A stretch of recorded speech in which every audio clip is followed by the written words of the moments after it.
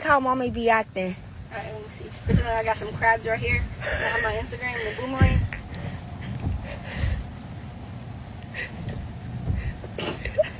Act like how Mama be acting.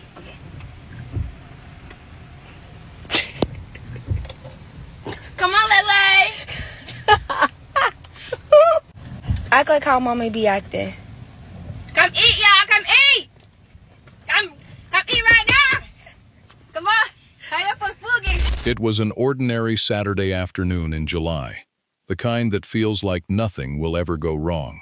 At a quiet park in DeLand, Florida, Nicole Grayson stood near the edge of the St. Johns River, watching her 4-year-old son play by the water. 5 other children were waiting for her at home. For years, she had spent her career as a hospice nurse, sitting beside strangers in the final moments of their lives, holding their hands so they would not be alone at the end. She had no way of knowing that her own final moments were only minutes away. Then, in an instant, the afternoon broke apart. Her son slipped over the edge and into the river. Nicole did not stop to think. She went in after him. The current pulled at them both. She held her son above the surface with everything she had left, refusing to let him go under. On the shore, a stranger was already screaming for help, praying someone would hear. What happened in the next few minutes would save her son's life and take hers. This is the story of a mother of 6 who, in her final act, made sure one of her children would live to tell it. Welcome to Real Crime Desk, where real cases are uncovered and the truth is never hidden. Don't forget to like and subscribe for more stories. I'm numb.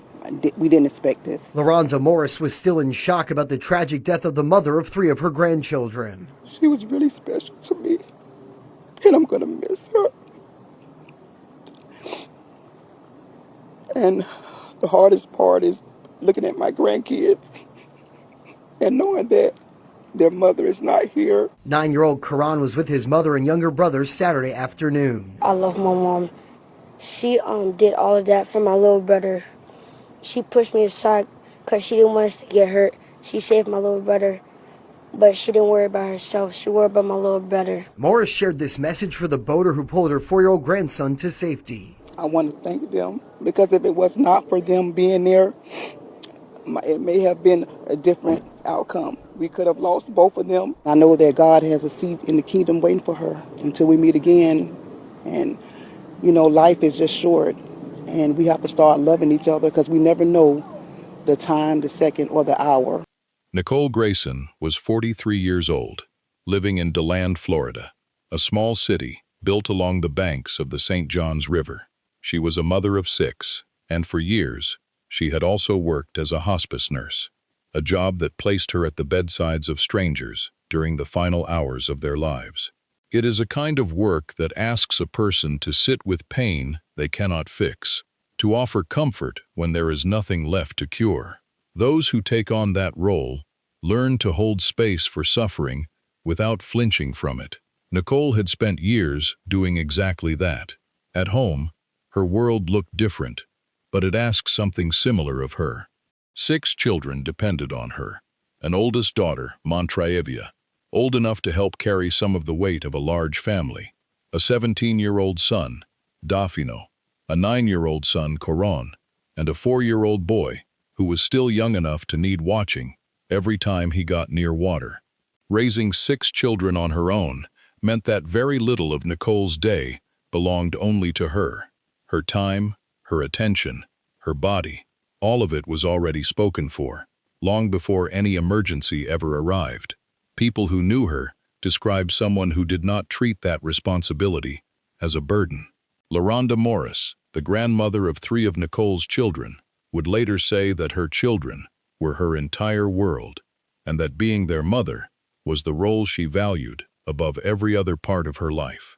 Montraevia would describe her mother as caring, supportive, and selfless, a woman who was always willing to give up her own time to make sure her children had what they needed. My mom was literally my hero. I just want her to be remembered as a positive person because she always had a smile on her face no matter what. Her son Dafino would call her a strong woman, the kind of mother who would do anything to keep her kids safe. It is worth sitting with what that actually meant in practice. A hospice nurse spends her working hours absorbing other families' grief, learning to stay calm when someone else's world is ending. A single mother of 6 spends the rest of her hours making sure 6 young lives are fed, safe, and cared for, often with no one else to share the load. Nicole Grayson was doing both of those things every day in the same stretch of life. Neither role offered much room for hesitation. Neither one allowed her to look away from what needed to be done. That kind of life does not announce itself as remarkable while it is being lived. It looks, from the outside, like routine. School mornings, work shifts, dinners, bedtimes, the ordinary machinery of keeping a large family running. Nicole was not a public figure. She was not someone whose name appeared in the news. She was a mother in a mid-sized Florida city, doing the kind of quiet, demanding work that rarely gets noticed until it is gone. On a Saturday afternoon in July of 2026, Nicole took her children to a park along the St. John's River, the same river that ran through the town where she had built her life. It was the kind of outing families take without thinking twice. A chance to be outside, near the water, away from the routine for a few hours. Nothing about that decision would have seemed unusual to anyone watching. It was simply what a mother does on a Saturday with 6 kids and a free afternoon. She had no way of knowing that the version of herself the world would remember was about to be written in the next few minutes, at the edge of that river. Edstone Park sits just west of DeLand, a quiet stretch of county land along the St. John's River, where families come to fish, launch boats, and spend slow afternoons near the water. It is not a place built for spectacle. There are no lifeguards, no roped-off swimming areas, no signs warning of danger. It is simply a boat ramp, a scattering of benches, and a long wooden fence running along the river's edge, meant to give visitors a place to stand close to the water without stepping into it. That fence was not the same height everywhere. In most places, it stood tall enough to serve as a clear barrier between land and river. But in one section, near a bench, the fence dropped down to little more than knee height. Years earlier, the county had lowered it there deliberately, in response to requests from the community, an effort to give people with mobility limitations, or those who preferred to fish while seated, easier access to the water. It was a small design choice, made with good intentions, in a park that had likely seen thousands of ordinary afternoons pass without incident. On July 18, 2026, Nicole Grayson brought her children to that park. It was a Saturday, the kind of day made for exactly this: sunshine, open air, a chance for the kids to run and play somewhere other than home. Her 4-year-old son wandered near the water's edge, close to that lower section of fencing, the way small children do when the world in front of them is more interesting than anything behind them. Rivers have a pull on young children that adults sometimes forget. The water moves, catches the light, invites curiosity. To a 4-year-old, that fence would not have looked like a boundary at all. At some point that afternoon, the boy dropped something into the water, an item small enough to slip from his hands, ordinary enough that no one would have thought twice about it. He reached for it. Where the fence stood tall, that reach would have gone nowhere. But where the fence dropped low, there was almost nothing between a 4-year-old boy and the river. He went in. It happened the way these moments always seem to happen. Not slowly, not with warning, but all at once. 1 second, a child was standing at the edge of a park on a summer afternoon. The next, he was in the current of the St. John's River, a body of water that does not pause to consider how small a person is before it pulls them along. For Nicole, standing nearby, there would have been no time to process what was happening before she had to respond to it. A mother's mind does not linger on a moment like that. It moves straight from seeing to acting, without pausing in between. What the lowered fence had made possible in an instant, Nicole would spend the next few minutes trying to undo. She moved toward the water her son had just disappeared into, with 5 other children still standing behind her on dry land. The park did not change.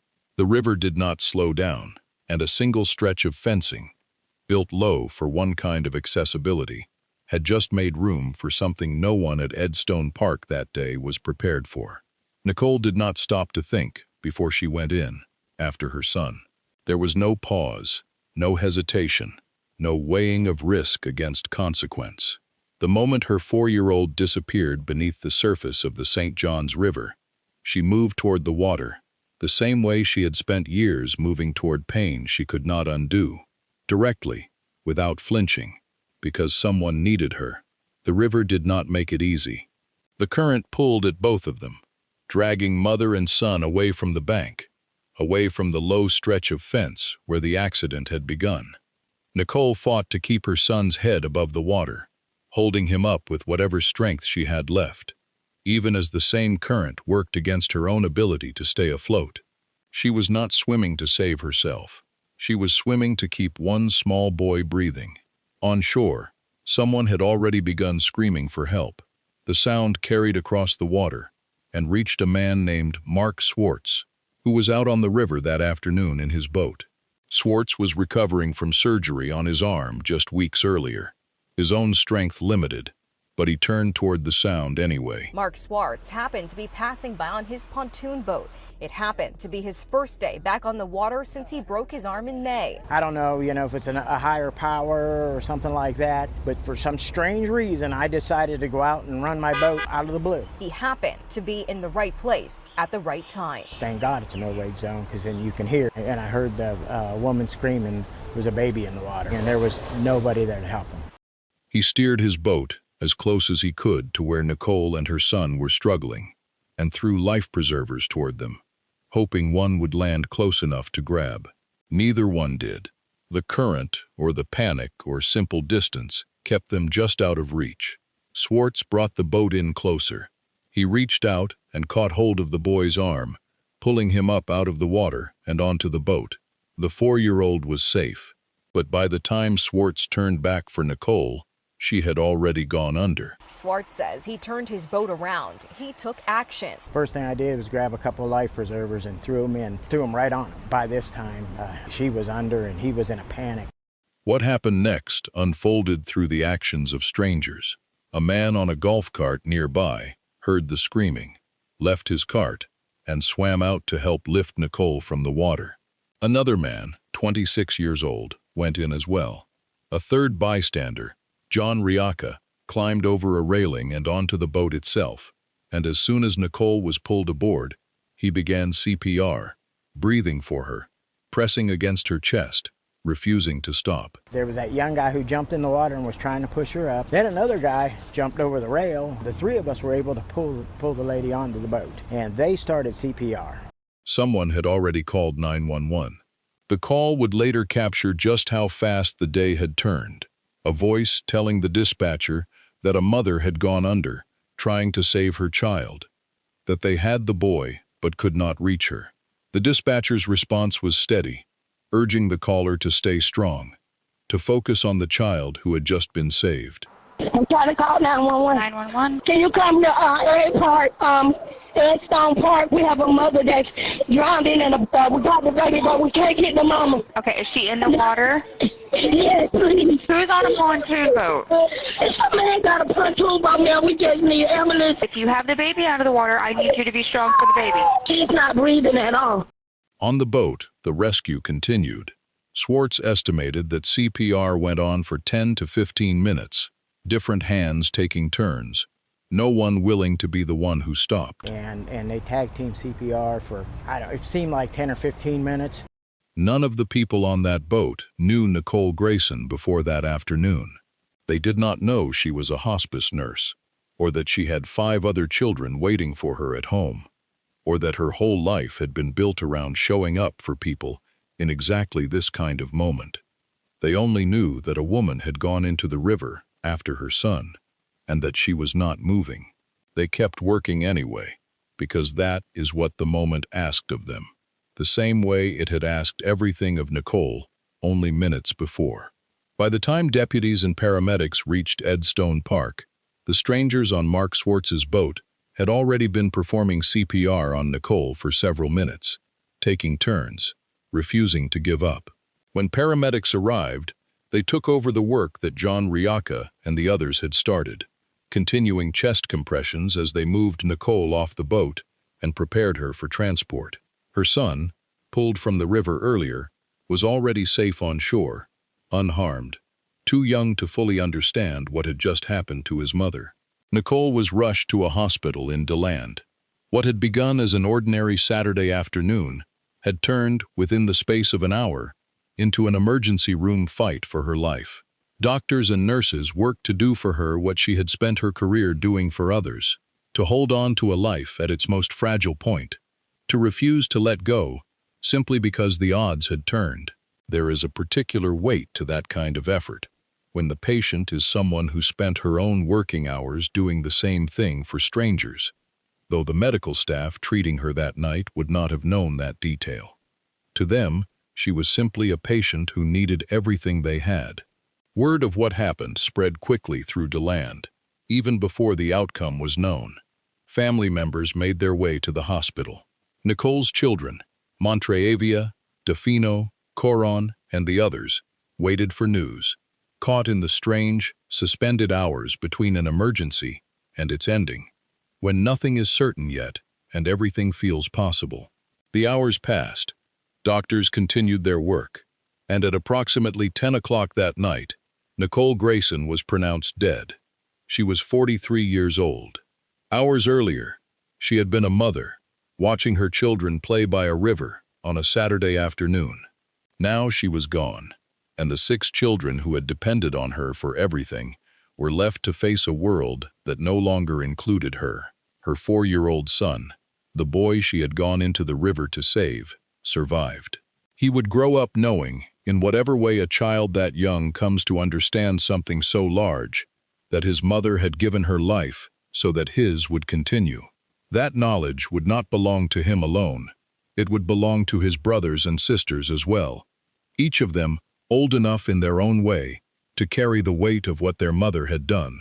Investigators say 43-year-old Nicole Grayson was at Edstone Park near St. John's River when her 4-year-old son dropped something in the water. I guess he was trying to get in. He slipped in the water. Deep. He slipped way in the water, and then my mom, I guess she panicked, and she ran in the water and tried to save him. And save him she did. John Rica says as he ran over to help, he saw Nicole struggle to keep her son above water. She spent all her energy trying to get her kid up over the edge. Her heroic effort bought enough time for a boater to pull the kid out safely.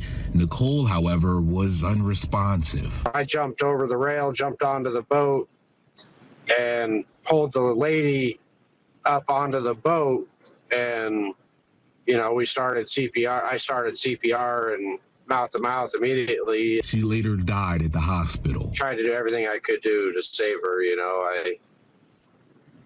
I feel horrible. I mean, it's so sad what happened. News of Nicole's death reached the Volusia County Sheriff's Office, which would later release a statement thanking everyone who had jumped in to help with the rescue, and offering condolences to a family that had lost a mother who had given everything to save her son.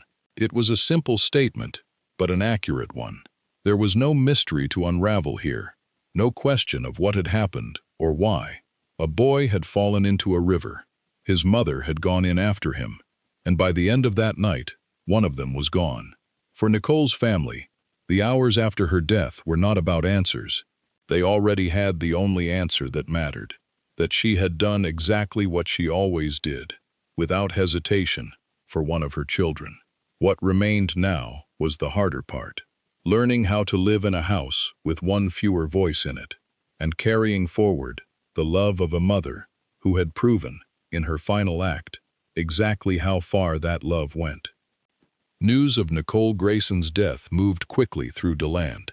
By Sunday, the day after she died, flowers had already begun appearing along the fence at Edstone Park, the same fence where her son had gone into the river less than 24 hours earlier. Daisies were placed near the spot where the boy had fallen, left by people who had never met Nicole but felt the weight of what she had done there. Cindy Corey was one of them. She stopped by the park to leave flowers and told a local reporter that the family's lives would never be the same again. It was a simple thing to say, but it captured something true about what had happened.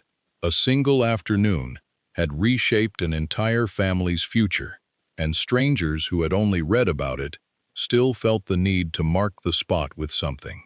That evening, friends and relatives gathered at the park to honor Nicole's memory.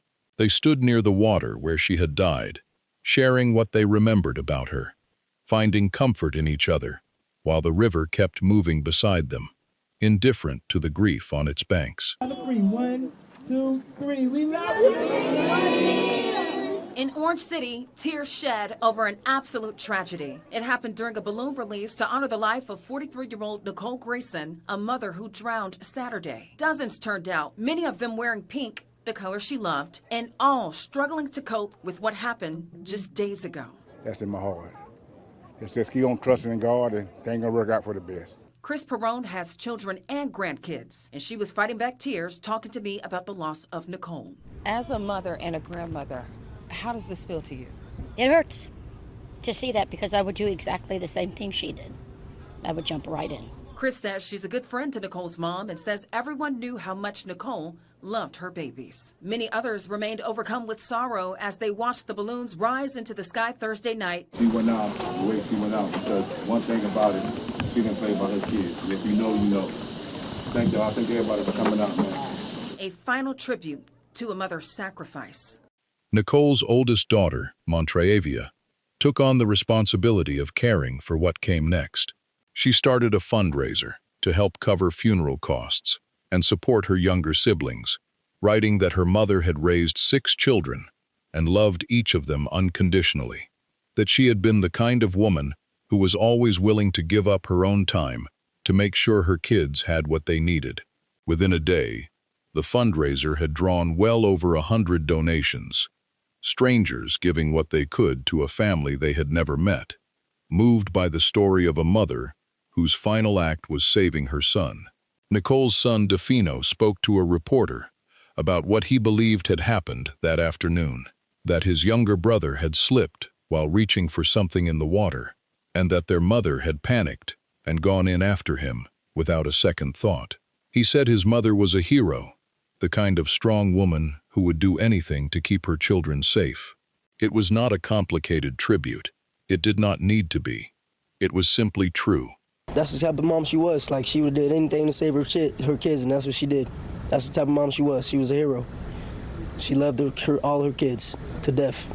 And we love her to death too. We would have did the same thing for her. She drowned, trying to save my little brother and stuff. And he was heartbroken. And my mom, she was a strong woman. She would have did anything to keep her kids safe, and she did. She fought hard. Mark Swartz, the boater who had pulled Nicole's son from the water, gave his own account publicly for the first time a few days later. He was careful to turn the attention away from himself. He said Nicole was the real hero, that he only wished he could have done more, that his hat was off to a mother who gave everything for her child. He reflected on how quickly life could change, how a normal trip to the park, the kind he had taken his own family on many times, could turn into something no one could have prepared for. You all did everything you could. Absolutely. Just really unfortunate, that she didn't make it. Swartz says it's heart-wrenching, but he believes the little boy's mother, Nicole Grayson, is the hero, the mother who gave her life to save her son. My hat's off to her for, saving her child. I hope I would do the same for my child, as you too. John Rayaka, who had climbed onto the boat and worked to save Nicole's life, said something similar. He said he had tried everything he could to save her, and that it still felt unbearable, that 6 children were now without their mother because of what had happened at that park. 6 kids are without their mother today because of this right here. None of it could bring her back, but it was clear, in the days that followed, that DeLand had not forgotten what Nicole Grayson had done.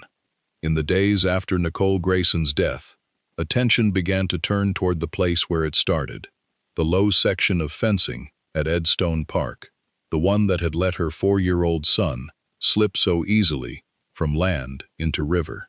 What had gone unnoticed for years, a small design choice made with good intentions, was now being looked at differently by a family trying to understand how an ordinary afternoon had ended the way it did. Nicole's mother spoke publicly about what she believed needed to change. She said no news story would bring her daughter back, but that the fence was too low and that there were no warning signs anywhere near it. She said plainly that the park was not safe for children. It was not an accusation made in anger without thought. It was the plain observation of a mother who had just lost her daughter to a river that a slightly taller fence might have kept her grandson away from. John Rayaka, one of the men who had fought to save Nicole's life on the boat, said something similar. He believed the park needed real safety measures, something as simple as a ring buoy mounted near the water, or a ladder built into the dock so a person in the river could pull themselves out. He pointed out, plainly, that 6 children were now without their mother because none of that had existed at Edstone Park. Whether this entire incident could have been prevented had the railing been higher. I think there should be some sort of life-saving devices here, throw rings, even possibly a ladder to hold on to. Volusia County offered its own explanation for why the fence was built the way it was. A county spokesperson said the lowered section had been designed to give people with mobility limitations and those who preferred to fish while seated easier access to the river. It was a feature that had been in place for more than 10 years, added specifically because members of the community had asked for it. In the county's telling, the low fence was not a flaw. It was a choice, made to include people who might otherwise have been shut out of one of the few places nearby where a person could sit and cast a line into the water. A spokesperson for Volusia County says this is in order to provide accessible fishing opportunities for park visitors with mobility limitations or who fish while seated. Local reporters pressed for more. They asked whether the county had known the fence was in that condition, whether anyone had raised concerns about it before, and whether any changes were now being considered. Those questions went largely unanswered.